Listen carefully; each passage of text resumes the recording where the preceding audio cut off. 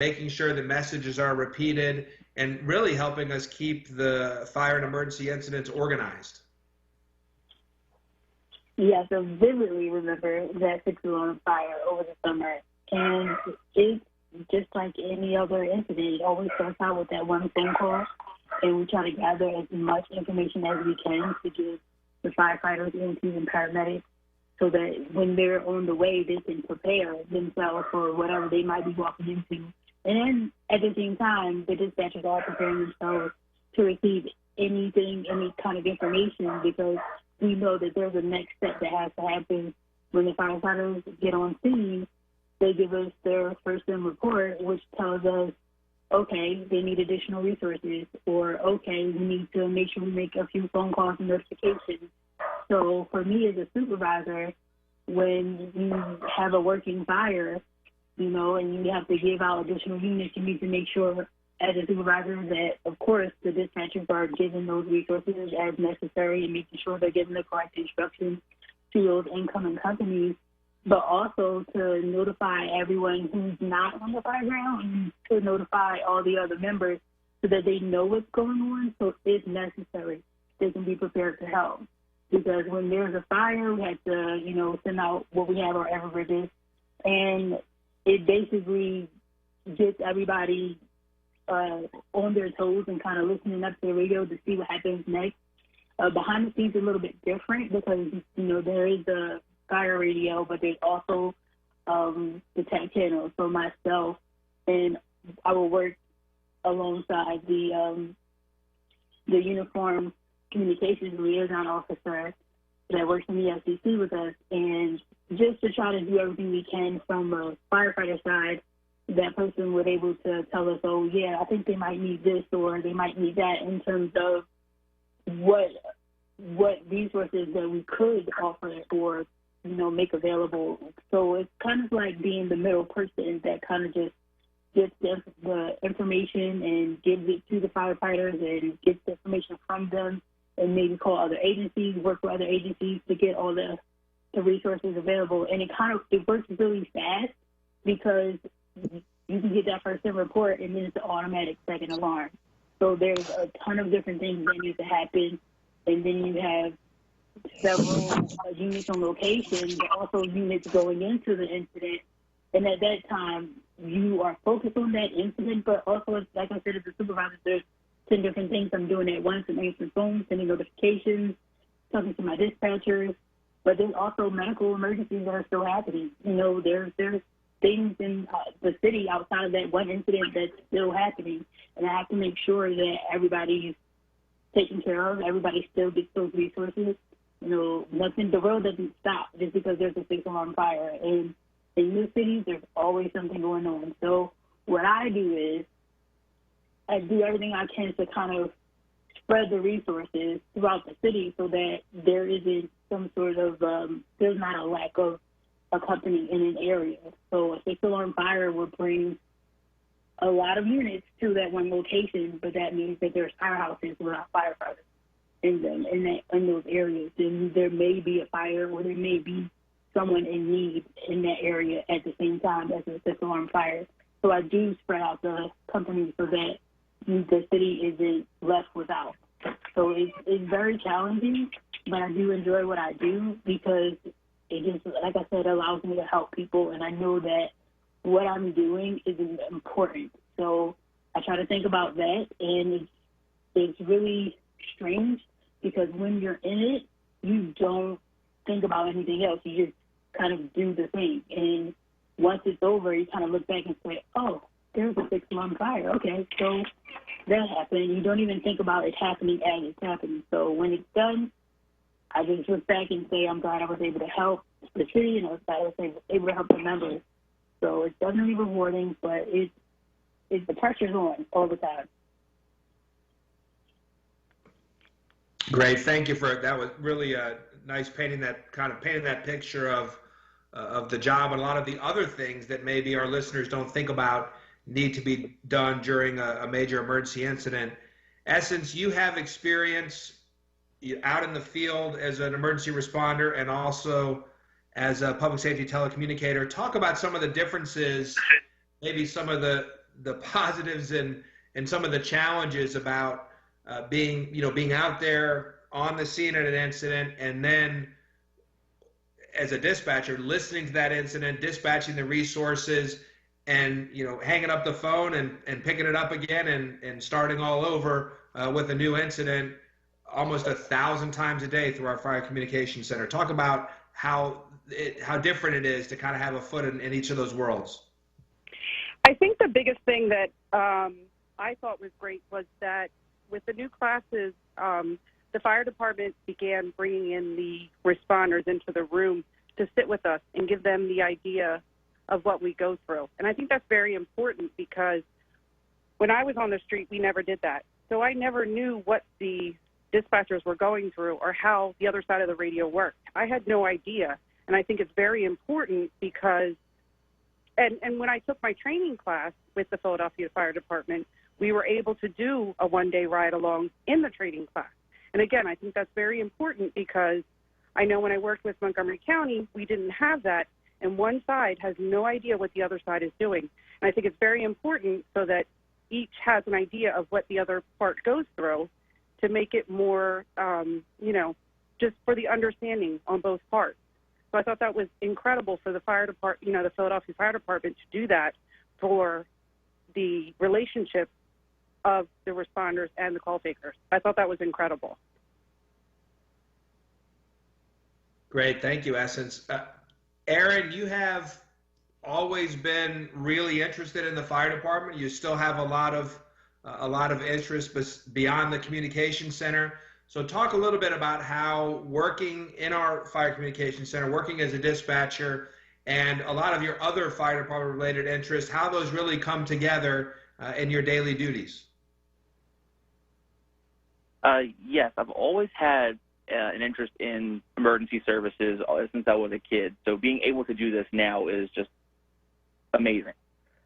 But working in the FCC has made me understand more of why everything happens, why certain things are sent certain ways, and just being behind the scenes is amazing. That everything that I've been seeing since I was a kid happening out in the world is operated from this one little room. And I am so grateful to be able to look up to my coworkers, because they've been there longer than I have, and knowing that they've been doing it longer than I have. And it's really amazing to see what can be done just from that little room. Great, thank you. It certainly gives a lot different perspective. I know for me, and this is why I say I could not do the job of these incredible folks that you hear on the line today. I just, being in that room, keep in mind, this is a windowless basement in our fire department and Office of Emergency Management headquarters. The information that our dispatchers are getting is truly from the caller on the line, sometimes multiple callers. And as you heard, these are folks who are kind of having their worst day frequently. And you can imagine what that sounds like. Very difficult to glean the information from those phone calls. Very difficult to be able to identify, have a good sense of what's happening, ensuring the appropriate resources are dispatched.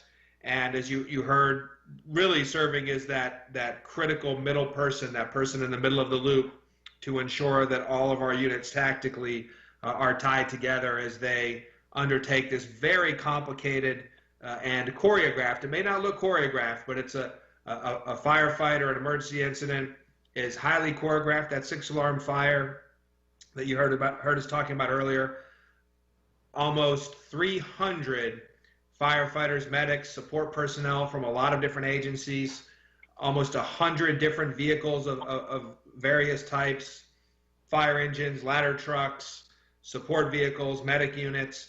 And you can imagine the complexity of this, and visualizing that and kind of moving these pieces around mentally without being able to see the incident. This is not, we don't have what you might think from watching television. We don't have cameras trained on these incidents. It really is up to our dispatchers to sort of paint that middle picture and keep things organized when they're in a windowless room, and it's just awesome what they do. I frankly just could never do it, but you might be able to. And we are always recruiting, hiring, and training for dispatchers to join our dedicated team in the Fire Communications Center. Angel, talk a little bit about the pay and benefits and the training program that folks go through, and how important that job is to the fire department and Office of Emergency Management. Yeah, so when you join the fire department as a dispatcher, and just so everyone knows, there is some FAQs on the fire department website now. So if anyone goes to the Philadelphia Fire Department website and click on the Join the Fire Department button, there is a link for how to become a dispatcher.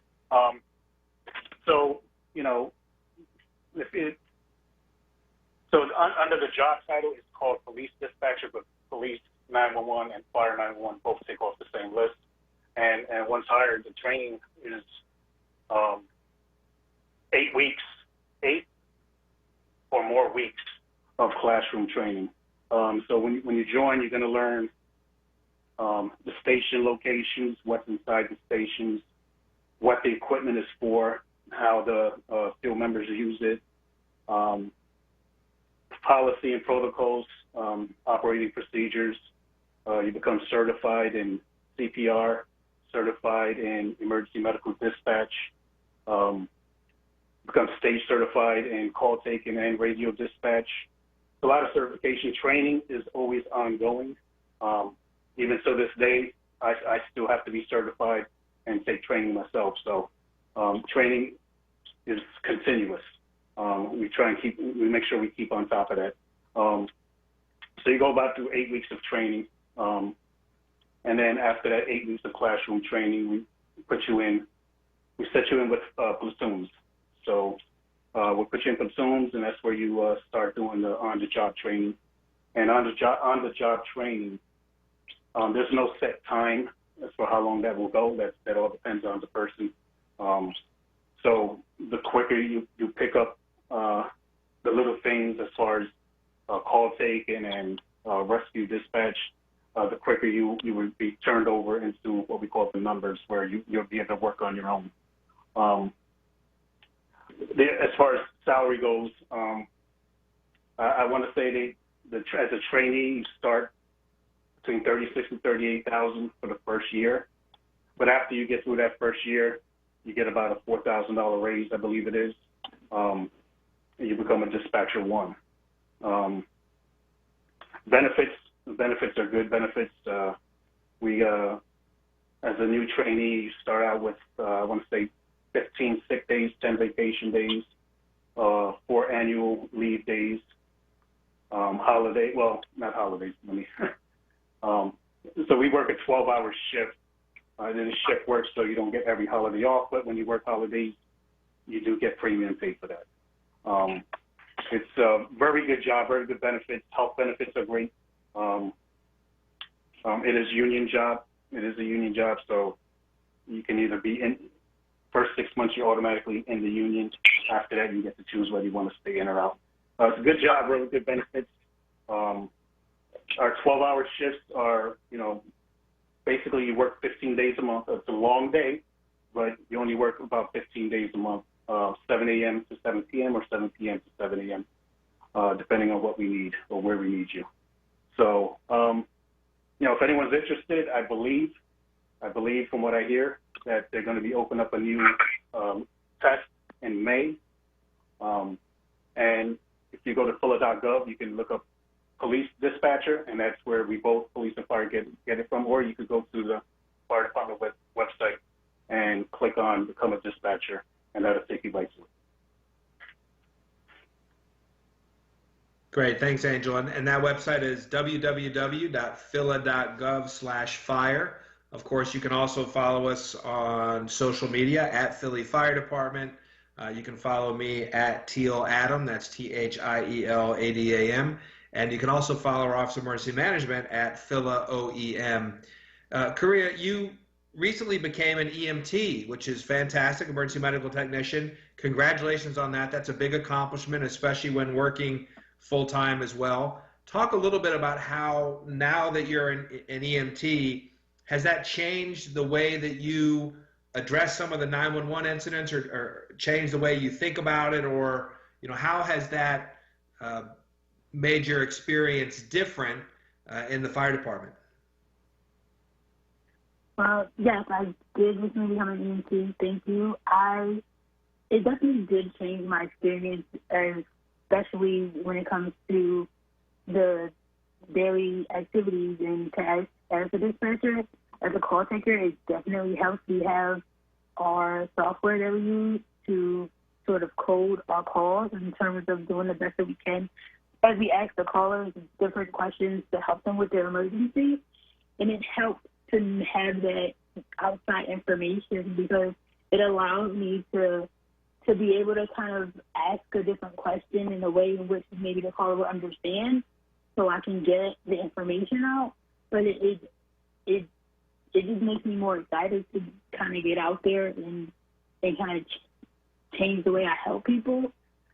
Also, as a supervisor, it does help because having the years of experience answering the phones and sending out medics to different calls,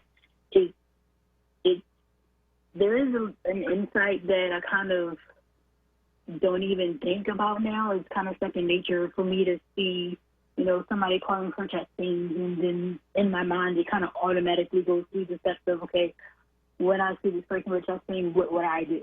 So it's exciting to me in a way because I can use my knowledge to kind of help my coworkers understand, better what the medics go through in a sense. So it's definitely useful in terms of making sure that things are done a certain way, but it also helps being able to have that knowledge and being able to work in this job because, when I do eventually get to that point of working with people face to face, it would definitely help being on this side of it because I know what it looks like from the time someone calls 911 to the time that the medic gets there and transports to the hospital. So it's definitely useful information to have, and I do everything I can to help my coworkers kind of understand the ins and outs of what the medics might go through. Great. Well, congratulations again on that accomplishment. That's that's a big deal, getting that certification and getting that training while working full time and everything else. So thank you for doing that. Essence, talk a little bit about, there are very difficult calls that you all handle. Talk a little bit about one of the rewarding or positive incidents that you've been a part of. You and I have both been part of the Philadelphia Fire Department for around 5 years now. Over that 5 years, you've answered thousands upon thousands of emergency phone calls. Talk a little bit about one of the rewarding, memorable calls that you've had to address. Of course, while keeping everything confidential, as we always do in the fire department. I'd have to say we all enjoy the delivering of the healthy baby, especially if it's a difficult one where it's in a vehicle or something like that, where it's not planned, but given the circumstances, everything comes out okay. Just delivering, a new baby into the world is so rewarding, and everybody's okay in the end. As with so much negativity, unfortunately, that comes along with the job, when you just have that positive call, it makes it so rewarding. So I would definitely say that top, that's what makes this continue, and it's great. I've delivered quite a few babies. That's a great example, and something that our listeners might not think about, that our dispatchers are routinely helping folks, talking them through having babies, talking them through handling medical crises. Aaron, you're fairly new on the job still, so that training that Angel was talking about is not far in the rearview mirror for you. We know that you've progressed rapidly through the training program. tell our listeners about that training, of course, paid training, Earn While You Learn, and how that training would prepare you as a dispatcher to do everything from coordinating units on a 6-alarm fire, helping to deliver a baby, helping to talk somebody through CPR. So really, help folks understand, if they were interested in, stepping up and being part of this, how that training translates into the 24/7, 365 work by the dedicated folks in our Fire Communication Center. Yes, the training is definitely very involved, but it's all collective. As you go along, you just keep building on the knowledge that you've learned. Like Angel said, you start out learning your station locations, companies, and that all goes along until you get into training for radio dispatch and call taking. You can make sure that you know who you should be sending where and what types of units you should be sending to emergencies. Me personally, I was very nervous for call taking. That was one of the things that I was very scared about. But once you get into on-the-job training and you sit with somebody and they show you the ropes, how they go about it, it's very reassuring. And it, like Essence was saying, it can be very rewarding when you have those calls that just go well, and you know that you helped, and you know that everything turned out okay. It's very involved, but it makes it all worthwhile in the end. Great, thank you, Aaron. Angel, the past year has been a challenge for everybody in our great city. And another thing, I'm so proud of the almost 3,000 women and men who comprise the Fire Department Office of Emergency Management. We've never missed a beat. All the calls have been answered. The units have been dispatched. The fires have been extinguished. No matter the circumstances. We've had our own impacts from COVID-19, including losing 2 of our firefighters to COVID as line of duty deaths.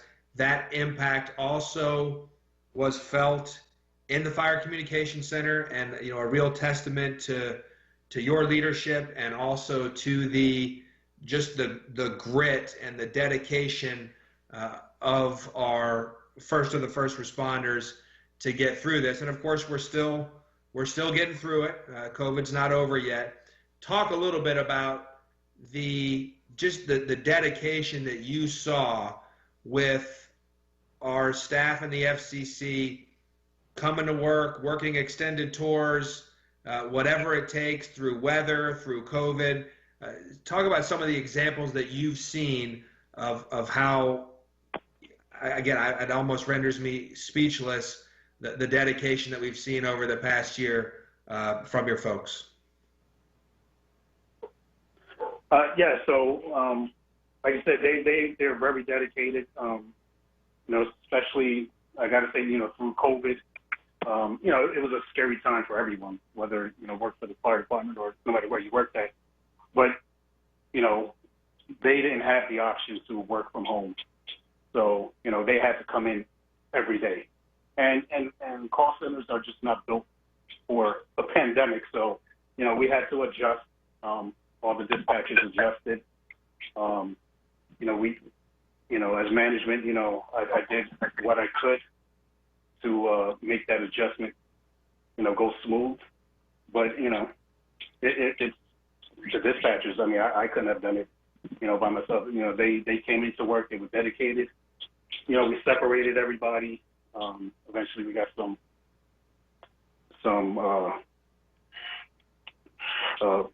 acrylic dividers between the consoles, but you still have to work closely with people. And, the dispatchers, they come to work every day. They come through storms, hurricanes, snowstorms. When the city is closed, they're still at work. When COVID hit, they still had to go to work. And, we had a tough time back in November. And, I gotta give a shout out to 3 platoon and the staff dispatchers, because when we had a hard time, they came to work, and they worked a lot of hours. So I want to thank 3 platoon for that, and the staff supervisors for that also. But it's we're just not built for this type of pandemic. And over Thanksgiving week, we had a little tough time, and I was surprised at, how dedicated they were and how much they all, chipped in and did what needed to be done. Because like you said, the calls have to be answered. Someone has to answer that radio, and no matter what, they're going to get answered. And those dispatchers, they did that. So it takes dedication to do this job. You're going to miss birthdays, you're going to miss holidays, and when you come onto the job, you know that. And our dispatchers do that. So they're very dedicated, and me personally, I just want to say thank you to them myself also, because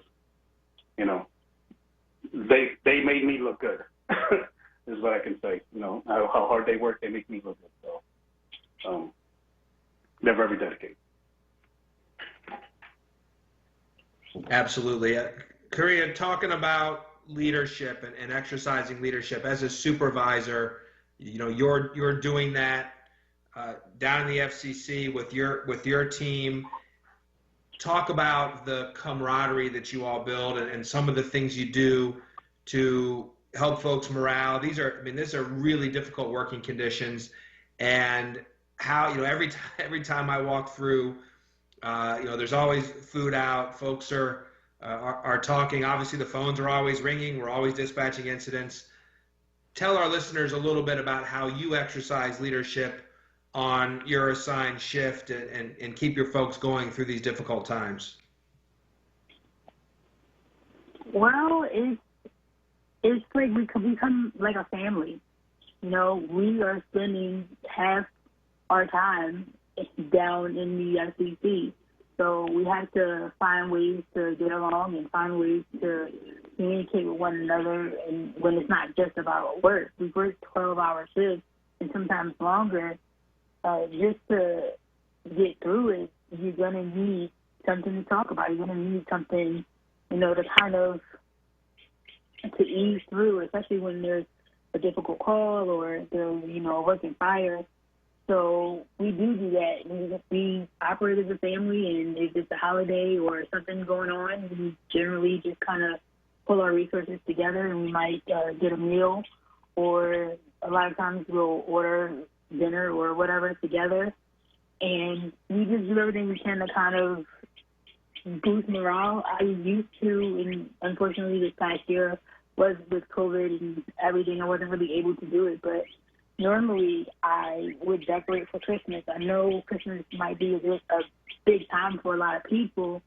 I would just decorate, just making paper snowflakes, which seems very strange, but I do it because it kind of helps people remember that it is, a giving season, and even though we aren't able to be with our families during the season, it definitely kind of helps, I think. It helps boost morale, and we do everything we can to kind of stick together like a family. So as a leader, I just try to keep everybody's spirits up. I do talk to my staff, to my people, and just try to figure out what's going on with them. Sometimes they like to be left alone, and I do that. But a lot of times I just talk to them.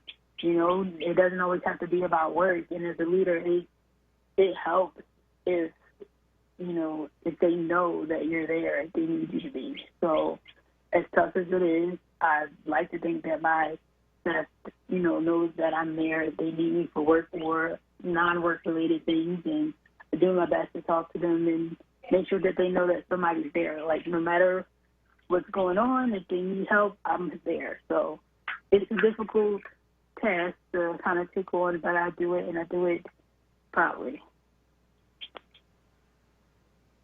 Thank you, and it's really the results of that are tangible when I come through the FCC.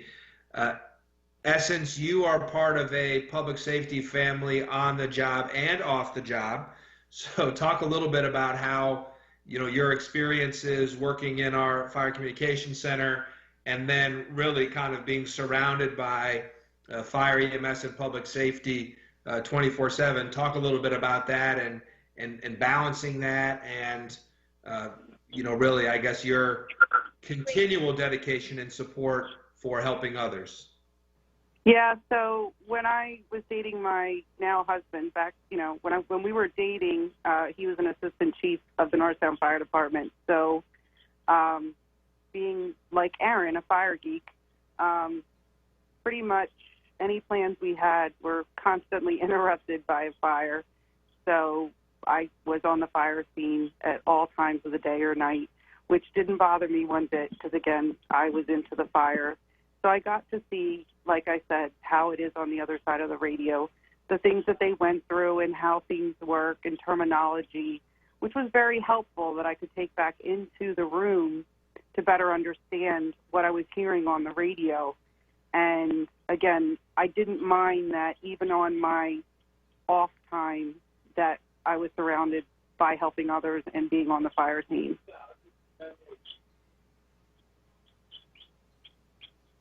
That's great, thank you. And then since you mentioned Aaron, look, I'll be honest with our listeners here. The Philadelphia Fire Department Office of Emergency Management, very big operation, a lot of people, a lot of incidents, about 1,000 a day, and on or off duty,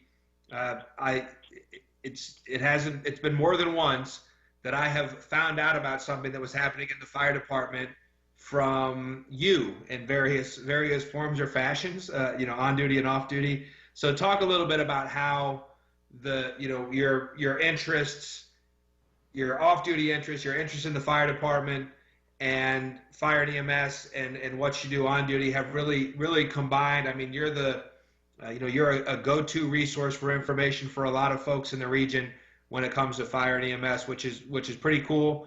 And just kind of talk about how you've been able to align those interests. Yeah, it has been pretty cool being on the other side of the radio now. Like Essence was saying, being at Firegrounds, hearing what you hear on the radio and actually now understanding and doing that firsthand. It's really, in my mind, come together that I can now see both sides of it. And I feel like that helps me help others, knowing that I do understand both sides, that I can help my coworkers if they don't really understand something that they're saying, that the field's saying on the radio. And it's really just come together for me, all in all. Great. Well, we always appreciate your interest, and I think as our listeners have heard, this really becomes a lifestyle. I mean, the business that we're in, these folks are really dedicated to the mission, whether it's getting emergency medical technician training off duty, whether it's, chronicling fire apparatus and incidents, supporting others or helping out on incident scenes. This is really something that our folks eat, sleep, well, they don't sleep much, but eat and breathe and live 24/7, 365. Angel, that's a positive thing in many respects. We also know that our folks are exposed to a lot of stressors. It's a very difficult work environment, very difficult incidents. Talk a little bit about some of the programs that we have. And, we can never do enough. We're always looking to do more. Talk a little bit about some of the programs that we have to help support these first responders.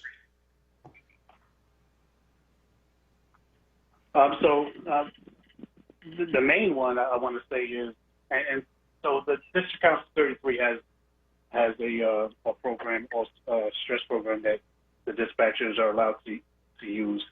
But I mean, the main one that I've seen in the past be used is our own EAP. They've been very gracious. Anytime, I know I've seen over my time, over 20 years, EAP be called in because of a certain type of incident. We've had incidents where motor vehicle accidents involving multiple kids, or I'm going way back, the pier collapse and stuff like that, where EAP was called in to help dispatchers with stress. Not too long ago, I remember some dispatchers being just had bad calls as far as, whether a kid was involved or something that, that they just weren't comfortable handling alone and called EAP. So the fire department's EAP program has been good with us. And that's the main one that I think has been used and will probably continue to be used in the future. So, the fire department is very good, even though we're civilian, but we're all part of the family, and the fire department has made that very clear. And EAP has been good for us. Thank you. And like I said, we're always trying to do more, and we'll continue to try to do that. It's never enough, unfortunately, for all the challenges to which you all are exposed. Korea, talk a little bit about, we hope that our listeners to the show will never have to call 911, never have an emergency like that.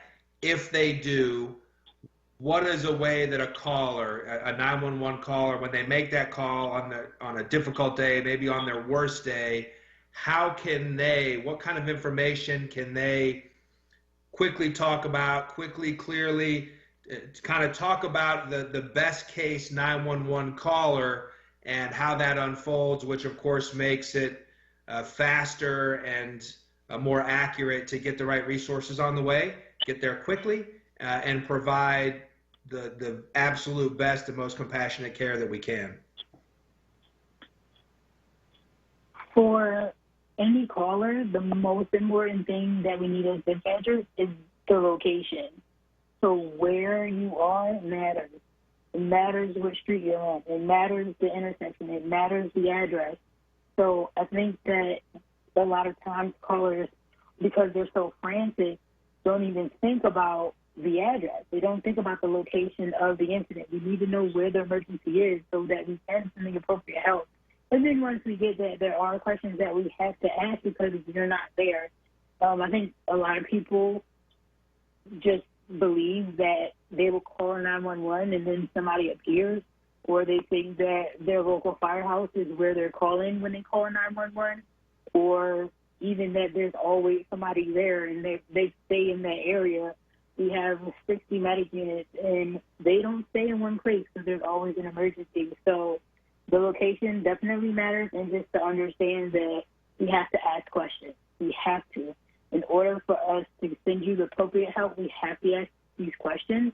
And then when we do ask the questions, a clear, concise answer. And I don't know is an answer. If you don't know, we have ways to ask a different question or ask the question in a different way so that we can not only send you the appropriate help, but give you instructions on what to do until help gets there.